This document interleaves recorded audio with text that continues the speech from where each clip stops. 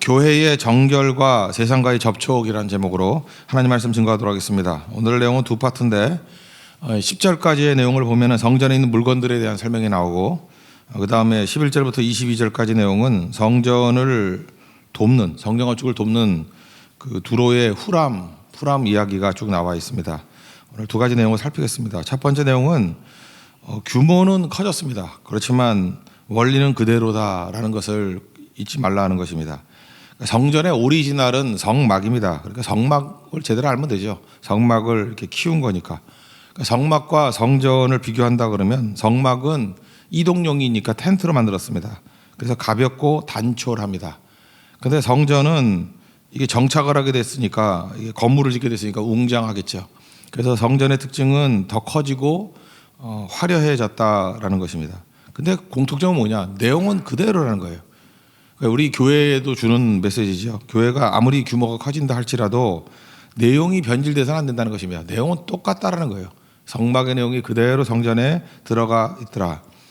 우리가 이렇게 규모가 커지거나 좀 부유해지면은 더 잘해보려고 하는 마음이 있습니다. 그러다 보면 원칙을 바꾸고 자기 뜻대로 이렇게 나가는 경우가 있다라는 거예요. 그러면 안 된다는 거죠. 오늘 7절을 보니까 또 규례대로 이렇게 나오죠.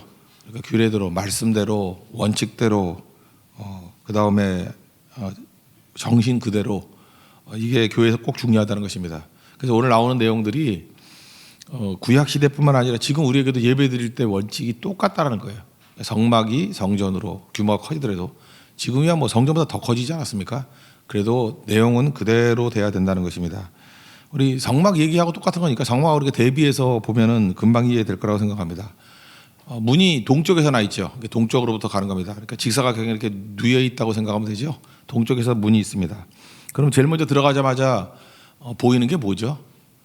엄청나게 큰 노수로 만든 제단이 있습니다. 제단 크기가 꽤 크죠. 20규빗이니까 규빗이 팔꿈치부터 손가락 끝까지 45cm라 그러는데 그냥 우리끼리는 그건 알고 있으면서 그냥 50cm라고 합시다. 그래 계산이 편하니까 20규빗입니다. 그러니까 정사각형으로 되어 있는 노제단이 있는데 한쪽 길이가 한 변이 10m예요. 10m짜리 정사각형. 그리고 높이가 5m입니다. 한번 생각해 보세요. 10m 꽤 크죠. 여기서 뭐 기둥에서 저 끝까지가요. 10m면 꽤 넓거든요. 그런 정사각형의 것이 5m 높이로 있습니다. 5m면 2층 높이거든요. 그러니까 들어가자마자 엄청난 제단이 있는 거예요. 압도될 정도의 제단이 있는 것입니다. 거기서 번제를 드리는 거죠. 그 5m 위로 올라가면 2층 높이인데 올라가면은 그 안에 뭐 번제물을 집어넣는 게 아니라 그 위에는 출애굽기 같은 데 보면 석쇠가 있어요. 석쇠. 우리식으로 하면 석쇠가. 그래서 밑에는 불이 있고 석쇠가 있고 평평하게 2m 높이에 5m 위에 10규빗 위에 그 다음에 그 위에다가 재물을 태우는 겁니다. 그러니까 어떤 일이 벌어져요? 끊임없이 어마어마한 연기가 막 나겠죠. 그래서 막 피비린내가 진동하고 막 연기 나고 그러는 게 사실은 제단입니다. 제단. 거의 뭐 냄새가 나서 코를 막을 정도의 그런 엄청난 것이 나타나는 겁니다. 다 태워서 없을 때까지. 이건 뭘 상징하는 거죠? 십자가입니다. 그래서 우리 예배를 처음 들어갈 때 뭘 만나야 되냐면 제단을 만나야 돼요. 제단 수풀을 만나야 돼요. 내가 타지는 거. 여기서 불로 태운다라는 것은 내 원죄, 근원적인 죄라는 거죠. 그러니까 예수를 안 믿었으면은 믿게 만드는 죄, 그죠? 주님께 돌아옵니다. 또 헌신한 자라 그러면 헌신하고자 하는 어떤 큰 흐름들, 그런 것들이 번제단입니다. 그러니까 번제는 헌신이자 또한 동시에 자기 근원적인 죄악들을 회개하는 그런 십자가입니다. 그러니까 이게 성전 밖에서도 제단은 보이겠어요? 안 보이겠어요? 엄청난 2층 높이니까 보이죠. 그러니까 이건 예수 그리스도를 상징하는 겁니다. 예수 그리스도의 십자가를. 멀리서도 그 십자가가 다 보이는 거예요. 높이 들린 십자가. 민수기 21장 9절 보니까 모세가 노뱀 들었죠. 쳐다보는 자는 다 살리라. 마찬가지로 장대 위에 매달린 것이 예수님 십자가잖아요. 멀리서도 바라보고 그 쳐다본 자는 다 살리라. 그 위에 타고 있는 게 사실은 옛날에는 재물, 그 자기 자신이잖아요. 근데 예수님께서 나를 위해서 대신 그 자리에서 번제물로 드려진 거죠. 뿌리로 간다고 모리아산에 이삭하고 연결이 되는 거죠. 그게 번제단, 십자가라는 거예요. 그래서 예배 제일 먼저 드릴 때는 누굴 만나야 되느냐? 예수 그리스도의 십자가를 만나는 예배. 그러니까 시작은 뭐예요? 근원적인 불로 태우는 회개가 있는 것으로부터 시작이 돼야 된다는 것입니다. 오늘 그 내용이 1절입니다. 1절 읽겠습니다. 시작. 솔로몬이 또 노소로 제단을 만들었으니 길이가 20규빗이요 너비가 200규빗이요 높이가 10규빗이며, 그러니까 철저하게 하나님 앞에 죄 씻음으로부터 시작해야 된다라는 것입니다.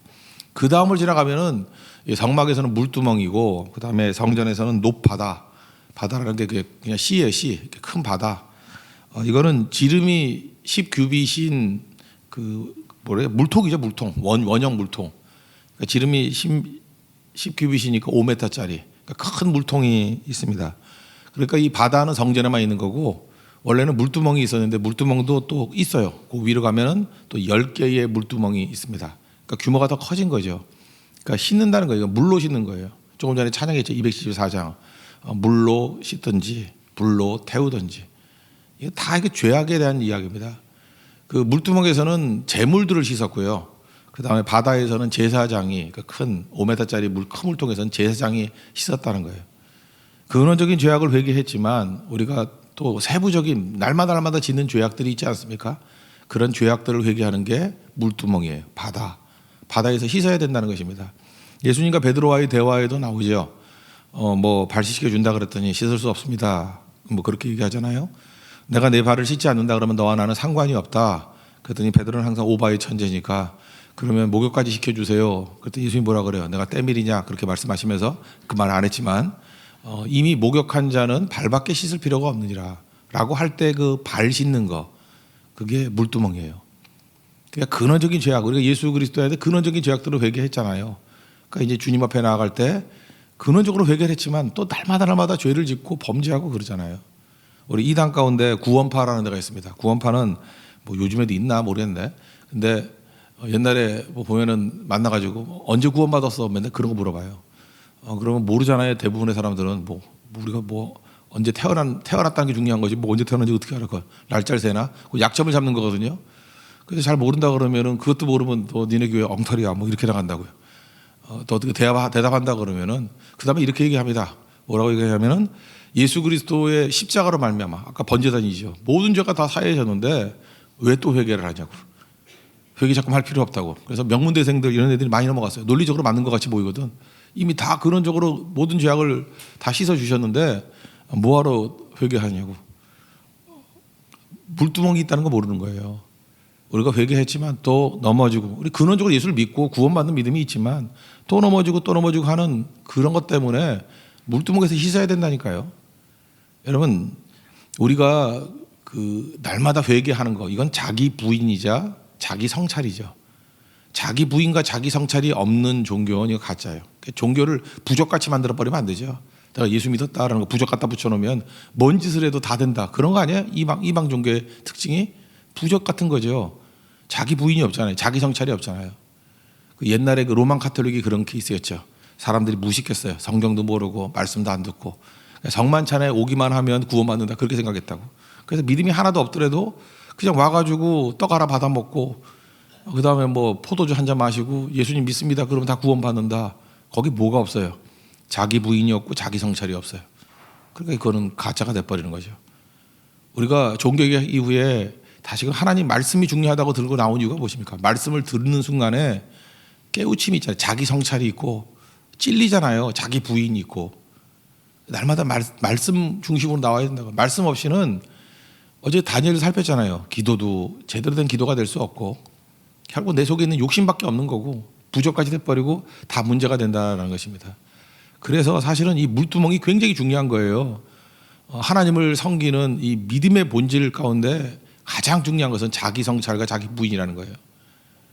내가 믿고 난 다음에 물론 구원받은 거 확신합니다. 구원받은 확신이 있지만 그럼에도 불구하고 날마다의 물두멍을 만나야 된다는 거예요. 자기 성찰과 자기 부인.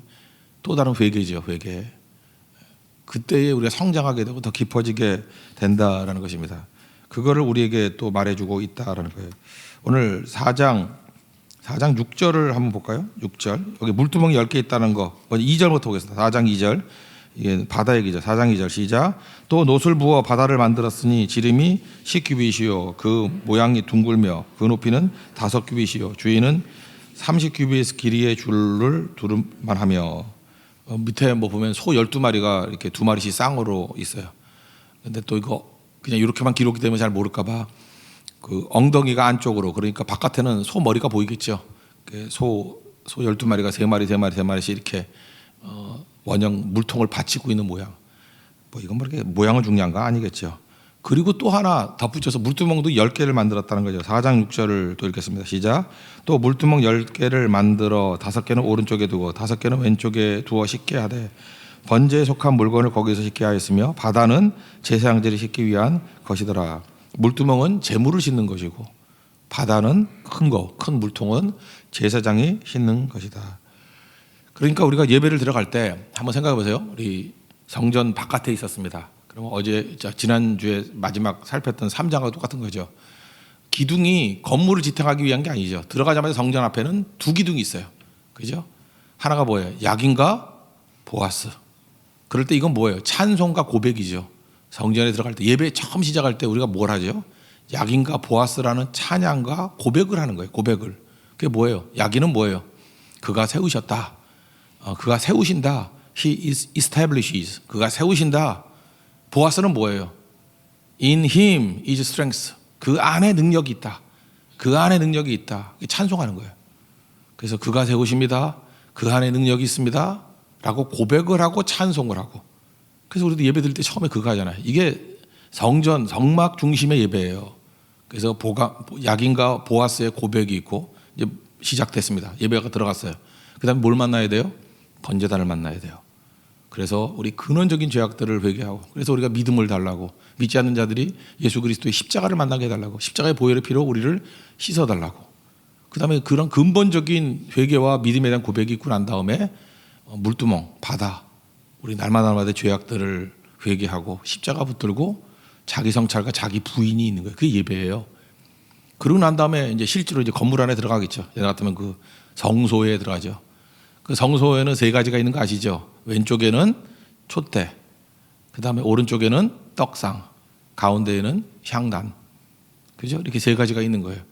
이거 뭐 설명해드리면, 먼저 촛대는 뭐겠어요? 촛대도 여기 보면 10개가 있는 거예요. 옛날에 하나 있는데 성전이 규모가 커졌죠. 촛대 10개가 있는데, 촛대야 뭐 예수님 빛이라는 거죠. 예수님, 빛 대신 예수님. 어둠을 비치는 것이 예수님이 되신다. 그 예수님, 다니엘도 그렇게 기도했잖아요. 하나님의 얼굴 빛을 우리에게 비춰 주십시오. 어둠은요, 우리가 정죄하고 공격한다고 비판한다고 되는 게 아니고 그냥 빛 대신 예수님이 임하면은 어둠은 다 사라지게 돼 있다라는 거예요. 그러니까 주님이 빛을 비춰 주십시오. 우리가 세상의 빛이잖아요. 우리가 할 일은 뭐예요? 그 안에 항상 하나님의 임재를 심는 거예요. 빛 대신 거예요. 어둠과 싸워서 이기는 것은 빛이다. 근데 우리는 빛이 아니죠. 하나님의 빛을 비추는 거예요. 세상에 비추는 거라고요. 그게 예수님 아닙니까? 예수님의 빛을 비추는 거, 예수님의 얼굴에서 나오는 영광을 비춰주는 거, 그게 증거하는 거죠. 그게 예배예요. 예배. 빛 대신 예수님 붙드는 거. 그 다음에 떡상은 뭐예요? 우리 날마다 얘기하잖아요. 공가고의 하나님, 우리를 공급해 주시는 하나님이라고, 일용할 양식을 주시는 하나님이라고요. 떡 주시는 게 하나님이라고요. 떡상도 또 10개예요. 그거 성전에서 늘어났죠. 떡상 원래는 2줄씩 12지파를 상징한 거죠. 하나님께서 12지파를 먹이신다는 거예요. 공급해 주신다는 거예요. 그러니까 우리가 기도할 때, 예배 드릴 때 어떻게 해야 돼요? 빛 대신 예수님을 붙들고 그 다음에 주님 앞에 공급을 구하는 거예요. 공급을. 그리고 가운데 향단이 뭐겠습니까? 하나님 앞에 기도라고, 성도의 기도. 우리의 간구가 하나님 앞에 올라가는 것입니다. 그리고 언약궤로 들어가서 거기에 뭐가 있어요? 하나님 말씀이 있죠. 그래서 말씀을 듣는 거예요. 잘 보면 지금 우리가 행하는 예배하고 거의 똑같죠. 이 정신을 잃지 말고, 이 성막 때도 이렇게 예배를 드렸고 성전에서도 이렇게 예배를 드렸고, 지금도 우리는 시작할 때 한번 보세요. 예배 처음 시작할 때 찬양과 고백으로 시작하잖아요. 야긴과 보아스라는 고백으로 들어가자마자 십자가를 만나야 돼요. 번제단을 만나야 돼요. 그래서 근원적인 죄악들을 회개하고, 또 물두멍과 바다를 만나야 돼요. 거기서 우리의 자기 성찰과 자기 부인, 그게 예배의 시작이에요. 그거부터 해야 돼요. 정결함. 이제 물로 씻든지 불로 태우든지 정결함. 그리고 난 다음에 비로소 들어가서 빛 대신 예수님. 결국 내가 하는 게 아닙니다. 예수님이 비춰주시면은 어둠은 물러갈 것이고 승리할 것입니다. 우리의 불신들, 이 어둠의 그림자들 사라지게 해주세요. 우리의 대적들 빛으로 사라지게 해주세요. 우리의 질병들 빛을 비춰주셔서, 치료의 강세를 비춰주셔서 치유해 주세요. 그게 빛의 빛. 예수님 빛 대신 예수님 붙드는 거예요. 그리고 떡상 공급해 주세요. 하나님께서 유일한 나의 공급자가 되어 주십니다. 채워 주세요. 그게 예배라고요. 그리고 간구하는 거예요. 성도의 기도가 천국까지 올라가죠. 나라를 위해서, 우리 교회를 위해서, 많은 잃어버린 자들을 위해서 기도하는 거. 그리고 하나님께서 주시는 말씀을 들어야죠. 그죠? 언약궤의 말씀, 하나님 임재의 말씀, 말씀을 듣고 믿는 가운데 하나님께서 임재해 주신다고. 고넬료의 집에도 말씀을 듣는 중에 성령께서 임하셨다 그러지 않아요? 그게 예배라는 거예요. 예배. 예배는 그런 방식으로 드려야 된다. 이거를 쭉 우리에게 설명해 주고 있습니다. 그래서 중요한 게 뭐예요? 규례대로. 이거 계속 강조되거든요. 성막이 오리지널이에요. 성막 예배 때부터 성전 예배, 지금 우리의 예배까지 이 원칙은 변함이 없다라는 것입니다. 여러분들 이 원칙을 가지고 그 마음속에 두고 가정 예배가 되었던 뭐 홀로 예배가 되었던 하여튼 우리 어디 성교 가서 현장에 예배가 되었던 이 성막이 오리지널이에요. 이 방식을 가지고 주님 앞에 예배하러 나가게 될 때 주님께서 이 예배를 기쁘시게 받으신다는 것입니다. 이게 주님 앞에 나가는 거룩한 예배, 거룩한 정결한 성도의 모습이라는 것입니다. 이 예배 모습들이 가슴에 새겨지는 우리 축복이 임하기를 바랍니다. 11절부터 그 다음에는 성전을 지었는데 이방인 후람, 우리 열왕기에서는 히람이라고 되어 있죠. 히람, 후람 뭐 똑같은 얘기인데 후람의 도움을 받는다는 거예요. 이게 무슨 얘기냐면은 우리는 많은 순간에 앞부분이 정결함이잖아요. 거룩함이잖아요. 그래서 하나님 앞에 정결하고 원칙대로 말씀대로 철저히 해야 된다. 이게 강조가 돼가지고 이게 너무 확대만 되는 거예요. 확대만 돼가지고 세부적으로 여기 뭐 장식들 만들 때 이건 전문가거든요. 세공업자들 뭐 이렇게 예술이 필요한 부분들 이것까지도 잠깐 교회 안에 있는 사람들만 찾아가지고 하려고 그러다 보면은 한계에 부딪히게 된다는 것입니다. 그래서 교회는 또다시 세상과의 접촉이 필요하다는 거예요. 거룩도 유지해야 되지만 세상과의 접촉이 또 필요하다는 거예요. 참 아이러니한 건데 잘 보세요. 예배가 중요하다 그러는 교회를 보면요. 거룩 그래요. 그러다 보면 세상과는 접촉할 길이 없어요. 목사도 뭐 주일부터 토요일까지 믿는 성도만 만나고 그것도 믿어도 보통 잘 믿는 성도만 만나는 게 아니에요. 그냥 엄청 잘 믿는 성도들 그냥 지나가면은 뭐 흰 띠가 하나 둘렀을 것 같은 성도들만 만나고 그러니까 그게 섹트화 돼버리는 거죠. 그래서 성도들이 또 해야 될 일이 뭐냐 하면 목사도 그런 거예요. 세상과의 접촉이 필요한 거예요. 넓어지는 거. 이게 굉장히 중요한 균형이라고 생각을 합니다. 그래서 교회의 모든 일은 성전의 모든 일은 하나님 백성들이 해야 된다고 생각하는데 이게 혁명적인 거예요. 성전을 마지막 장식할 때 두로의 히람의 도움을 요청했다라는 것입니다. 그래서 좁지 아니하고 넓어졌다는 거예요. 그래서 우리 교회 같은 데는 예배, 기도, 선교 그러잖아요. 예배가 중요하다 그럴 때는 성도의 거룩성, 정결성 이걸 강조하지 않습니까? 모이는 거예요.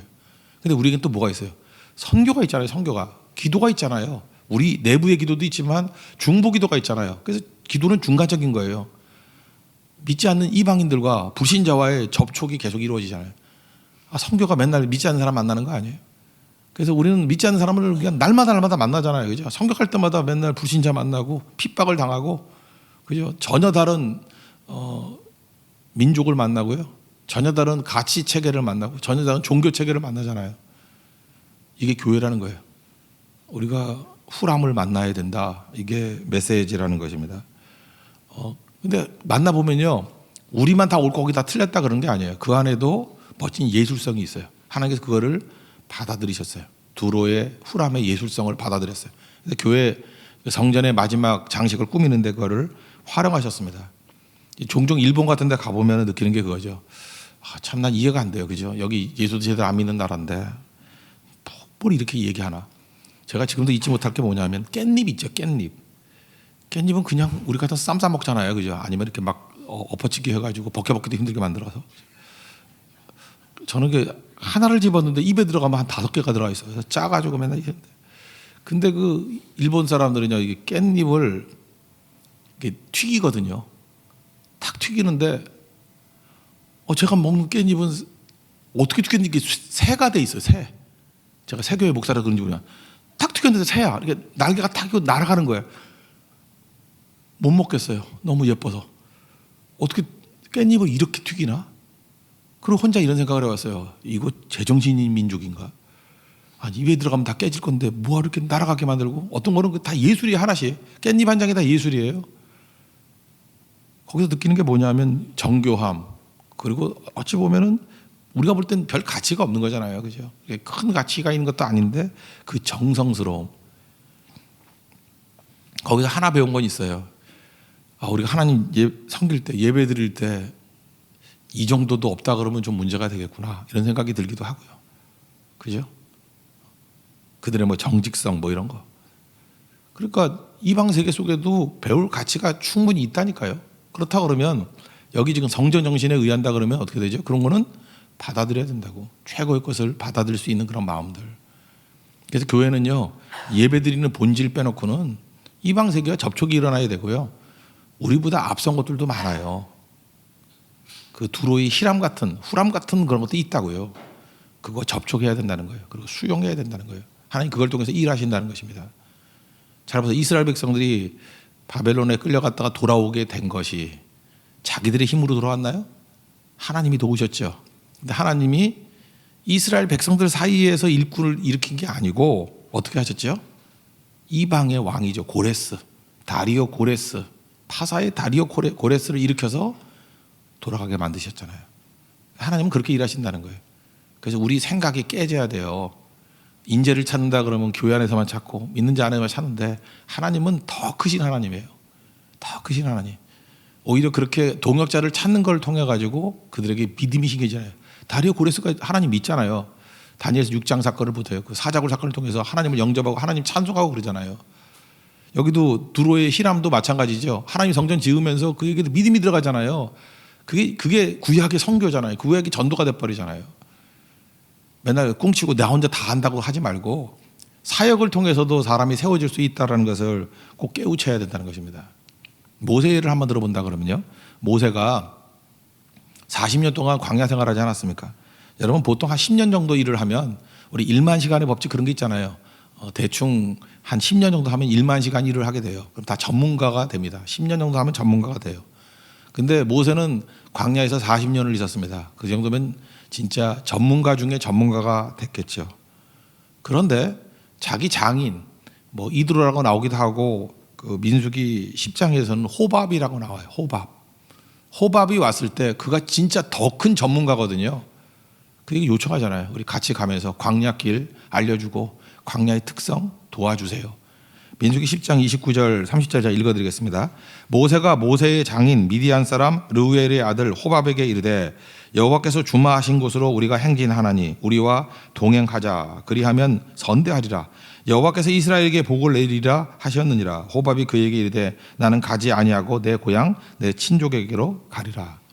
저는 이 모세의 태도가 너무 좋은 태도인 것 같아요. 겸손함, 또는 그 이방인과의 이런 접촉을 기꺼이 하려는 마음. 호밥에게 같이 가자 그랬더니 물론 안 간다 그랬어요. 그럼 같이 갔을까요? 안 갔을까요? 같이 갔다고 전 믿어요. 자꾸만 설득한 거예요. 안 되면 또 설득하고 또 설득하고. 그래서 모세가 광야길을 갈 때 하나님의 인도하심이 있었고, 또 호밥의 전문가적인 조언을 받고 한 거예요. 그거 어떻게 하느냐? 사사기 4장 11절을 보면요, 모세의 장인 호밥의 자손 중 겐사람 헤벨이 떠나 게데스에 가까운 사이난님 상수리 나무 곁에 이르러 장막을 쳤더라. 이런 얘기가 나옵니다. 그러니까 호밥의 자손 중에 겐사람이 있거든요. 겐사람이 이 사사기 시대 때까지도 거기 있더라, 그 얘기예요. 그 얘기 무슨 얘기죠? 호밥이 출애굽을 할 때 동행했다라는 얘기죠. 그죠? 동행했다.